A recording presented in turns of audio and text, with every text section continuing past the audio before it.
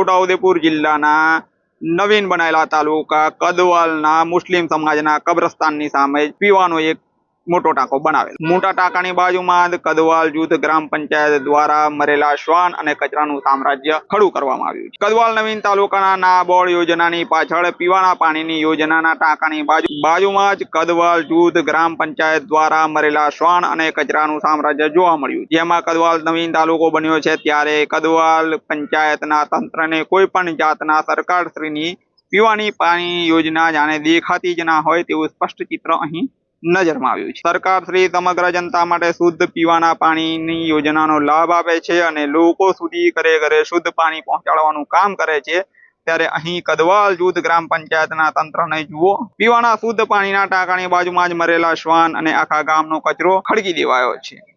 કદવાલ જૂથ ગ્રામ પંચાયત આ બાબતે જોવા છતાં આંધળા બનતા હોય તેવું સ્પષ્ટ દેખાઈ રહ્યું છે અને સ્વચ્છ ભારતના અભિયાનના ધજાગરા ઉડતા હોય તેવા ચિત્રો નજરની સામે દેખાઈ રહ્યા છે। જુઓ એ ચિત્રો કદવાલ ગ્રામ પંચાયતે ખડકેલા કચરાના ઢગલાના। નમસ્કાર।